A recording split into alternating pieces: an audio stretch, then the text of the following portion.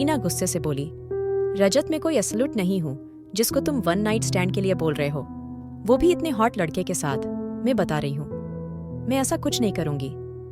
रजत हंसते हुए बोला, कूल डाउन बेब, एक बार मेरी बात बहुत ध्यान से सुनो, तभी तुम्हें समझ आएगा।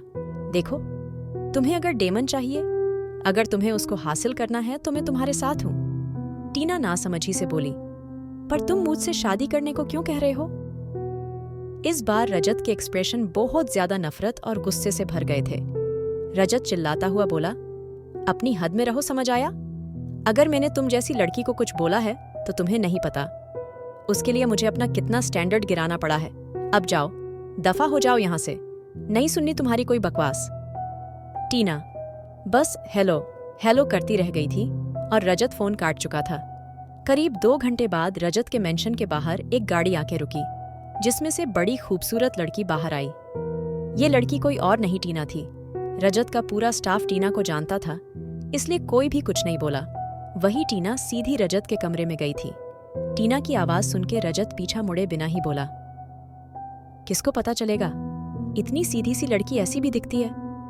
रजत टीना की तरफ मुड़ा तो टीना अपनी ऊंची सैंडल को देखते हुए मुस्कुराई और रजत को कुर्सी पे धक्का देके उसकी गोद में बैठते हुए बोली, उफ मेरी जान, तुम्हें क्या पता, तुम्हारे लिए मैं सब कर सकती हूँ, लेकिन तुम्हारा यूं मुझसे रूठ जाना मुझे कुछ पसंद नहीं आता।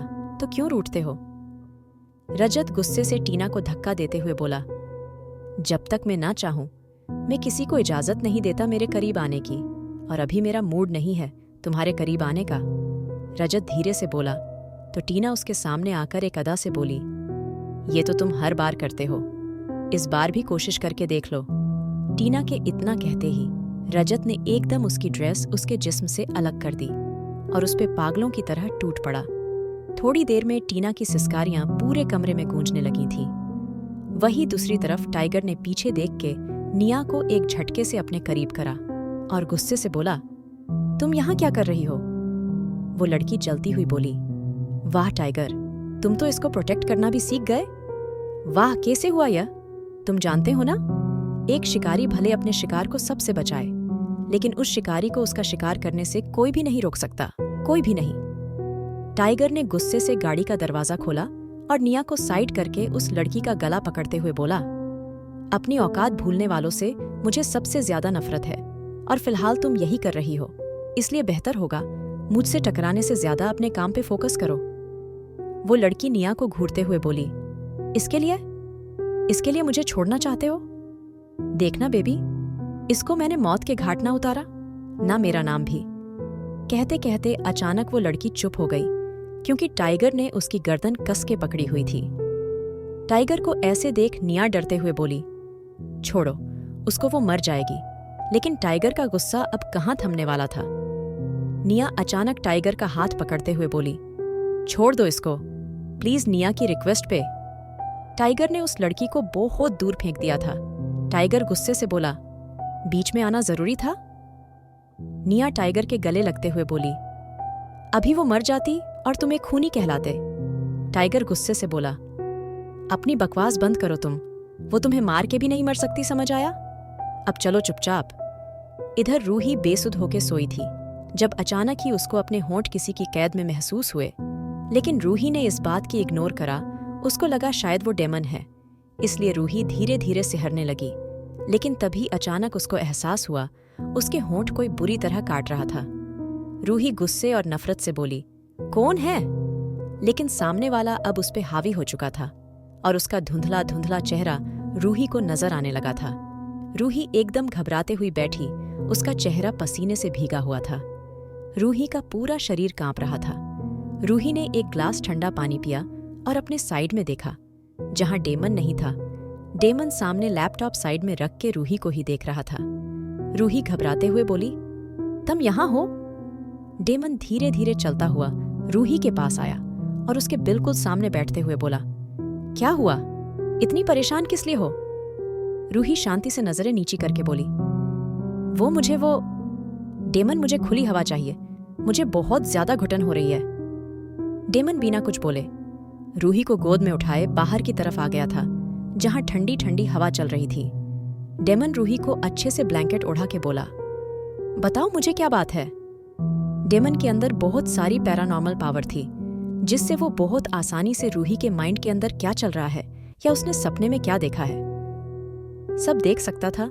लेकिन फिलहाल डेमन चाहता था रूही उसको बताए आखिर वो इतना अजीब बिहेव क्यों कर रही थी। रूही ने कस के डेमन को गले लगा लिया और रोते हुए बोली, डेमन, वो मैंने सपने में देखा, कोई मुझे जबरदस्ती किस करने की कोशिश कर रहा था।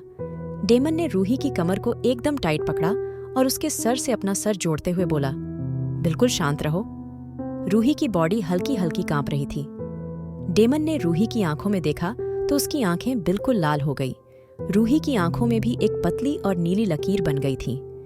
रूही डर रही थी, लेकिन डेमन लगातार उसके कांधे पे हाथ रख के उंगलियां उसके गले पे घुमा रहा था। अचानक डेमन ने अपनी आंखें बंद करी और रूही एकदम तड़प उठी। रूही को ऐसे देख डेमन ने उसको कस के गले लगा लिया और धीरे से उसके कान में बोला, सिर्फ कल की बात, और कल हम लीगली हस्बैंड वाइफ हो जाएंगे। किसी की इतनी औकात नहीं होगी तुम्हें देख भी पाए, बस अब चुप हो जाओ। लेकिन रूही लगातार रो रही थी। डेमन की आंखें अभी भी लाल थीं। डेमन ने रूही को गोद में उठाया और उसको बेड पे ले जाते हुए बोला, रूही, जल्द ही तुम्हें वैम्पायर लोक की रानी बनना होगा, वरना सब लोग तुम्हारे पीछे ऐसे ही पड़े रहेंगे। डेमन ने रूही की आंखों पे धीरे धीरे किस करनी शुरू करी और उसको अपने आगोश में लेके सो गया। लेकिन सिर्फ कुछ देर के लिए जब रूही गहरी नींद में चली गई, तब डेमन अचानक उठ गया और उठते ही गुस्से से बोला, तेरी हिम्मत कैसे हुई? और अचानक गायब हो गया। आखिर क्या देखा है रूही ने सपने में? डेमन जल्दबाजी में कमरे से निकल के चला गया था।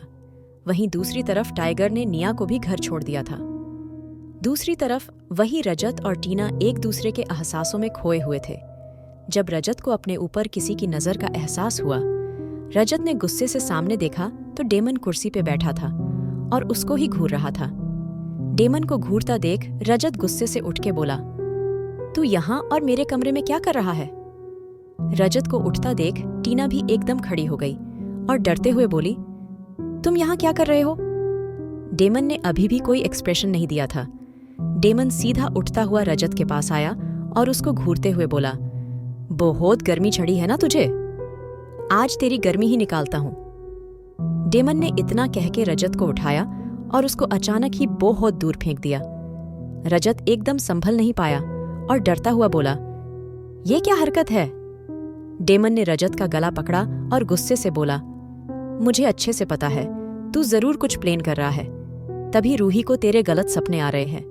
पर मैं एक बात तुझे बहुत अच्छे से बता दूं, और हो सके तो मेरी बात को अपने दिमाग में बैठा लेना।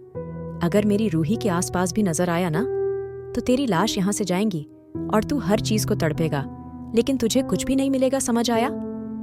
टीना, जो इतनी देर से ये सब होता हुआ देख रही, धीरे से कपड़े लेके वॉशरूम में घुस गई। रजत सिर्फ शर्टलेस था। डेमन की आंखें नीली होने लगी थीं, लेकिन डेमन कुछ नहीं बोला था, बस शांत भाव से रजत को घूर रहा था। डेमन ने रजत का गला पकड़ा और चिल्लाते हुए बोला, मेरी बात को मजाक में लेने की कोशिश भी मत करना, वरना मुझसे बुरा कोई नहीं होगा। इतना कह के डेमन रजत को वहीं फेंक के चला गया था और रजत बस इस बात से परेशान था, आखिर अचानक से डेमन को क्या हुआ जो ऐसे बिहेव कर रहा है। लेकिन जैसा कि डेमन ने कहा था, डेमन वैम्पायर लोक का किंग था और रूही उसकी रानी भले रूही रानी बनी नहीं थी, लेकिन वैम्पायर लोक की कुछ पावर्स रूही के पास थी, जिनको रूही समझ नहीं पा रही थी या समझने की कोशिश नहीं कर रही थी, और उन्हीं पावर्स की वजह से उसको सपने आ रहे थे। रजत पहले तो जमीन पर बैठा, लेकिन तभी उसकी नजर रूम में पड़ी टीना कहीं से कहीं तक भी नहीं थी। टीना जब कपड़े पहन के आई, रजत गुस्से से उसको घुर के बोला, दफा हो जाओ और मुझे अपनी शक्ल मत दिखाना। टीना जल्दी से कमरे से बाहर निकल गई और रजत सिगरेट का कश लेते हुए बोला, तूने अच्छा नहीं किया, इस बार मैं तुझे माफ नहीं करूंगा। मेरी बात बहुत अच्छे से अपने दिमाग में बैठा ले, और रही बात तेरी उस रूही की, तो वो भी जिंदा नहीं बचेगी। उसको अपने बिस्तर तक तो जरूर लेके आऊंगा, लेकिन उसको मार के अपना बदला लूंगा, और तब जाकर मेरा बदला अच्छे से पूरा होगा। याद रखना मेरी बात को। रजत शैतानों की तरह हंसता हुआ बोल रहा था। अगली सुबह रूही की आंख खुली तो वो डेमन से चिपकी हुई लेटी थी। रूही का दिल जोरों से धड़क रहा था। वही डेमन किसी बच्चे की तरह सो रहा था। रूही डेमन को देख के वॉशरूम में घुस गई। रूही जब बाहर आई तो डेमन कमरे में नहीं था। रूही हैरानी से चारों तरफ देखने लगी, लेकिन तभी उसको अपनी कमर पे किसी के हाथ महसूस हुए। रूही पलट के बोली, तुम? डेमन अपनी आंखों में बेपनाह मोहब्बत लिए रूही को देख रहा था और रूही बस सिहर रही थी। डेमन रूही की कमर पे हाथ डालते हुए बोला, क्या इरादा है? सुबह सुबह मुझे बहका रही हो? डेमन की बात सुन के रूही उससे दूर होते हुए बोली, मेरे पास और भी बहुत काम है और तुम्हें बहकाने के अलावा मैं वो कर सकती हूँ, इसलिए मुझसे फालतू की कोई बात मत करो। कॉलेज चलो, हम लेट हो रहे हैं। डेमन रूही के गले पे किस करते हुए बोला, कॉलेज नहीं बेबी, हम पहले कोर्ट मैरिज करेंगे, उसके बाद कुछ और सोचना, इसलिए जैसे तैयार होना है तैयार हो जाओ। वैसे तुम पे इंडियन लुक ज्यादा परफेक्ट लगता है, तो आई थिंक तुम्हें कोई ट्रेडिशनल ड्रेस पहननी है, ठीक है? रूही डेमन को धक्का देते हुए बोली, पहले तो मुझे लगा था तुम आधे पागल हो, लेकिन अब मुझे लगता है तुम पूरे पागल हो और शादी कोई बच्चों का खेल नहीं होती। जब चाहे जैसे चाहे कर लो, एटलीस्ट तुम्हें थोड़ी तो सेंस होनी चाहिए। ऐसी बेवकूफ़ी भरी बातें करते हुए तुम्हें जरा भी शर्म नहीं आई? डेमन ने रूही को पकड़ा और उसको अपने पास खींच के उसके होंठों पे अपने होंठ रख दिए। रूही अचानक सिहर उठी, लेकिन डेमन ने उसको अपनी बाहों में थाम लिया और उसको वाइल्ड होके किस करने लगा। जब रूही को सांस लेने में दिक्कत होने लगी, डेमन उससे दूर हुआ और चिल्लाते हुए बोला, अगर तुम 5 मिनट में तैयार नहीं मिली तो मैं अपने हाथों से तुम्हारे कपड़े बदलूंगा, समझ आया? रूही गुस्से से बोली, पर डेमन ये क्या हरकत है? डेमन बिना कुछ सुने बाहर चला गया और उसके बाहर जाते ही एक सर्वेंट जिसके हाथों में लाल साड़ी थी रूही को देके चली गई। रूही पहले तो उसको देखती रही, उसके बाद फिर से वॉशरूम में चली गई। नीचे डेमन और बाकी सब बैठे हुए थे। अचानक डेमन को चूड़ियों को आवाज आई तो डेमन ने धड़कते दिल से ऊपर देखा। ऊपर से रूही धीरे धीरे चलती आ रही थी। रूही वैसे भी नाजुक और प्यारी सी थी। उसके होंठों पे लाल लिपस्टिक, उसकी आंखों में काजल और गले में एक हेवी नेकलेस। उस पे उसकी साड़ी जो उसको और भी ज्यादा खूबसूरत बना रही थी। रूही का गोरा रंग इस वक्त चमक रहा था। डेमन का मुंह खुला का खुला रह गया तो महारानी धीरे से बोली, ऐसा ही होता है, इंडियन लुक किसी को भी दीवाना कर दे। मैंने भी आज पहली बार अपनी आंखों के सामने देखा है, क्योंकि हमेशा मैं भी कैलिफोर्निया में रही हूँ, इसलिए पता नहीं चला। लेकिन तुम बहुत किस्मत वाले हो, तुम्हें ये सब देखने का मौका मिला और तुम्हें एक इंडियन लड़की मिली। डेमन महारानी की बात सुन के रूही को कमर से पकड़ के बोला, किसने बोला था तुम्हें इतना हॉट लगने को? खैर, रात को आके बताता हूँ तुम्हें बहुत अच्छे से।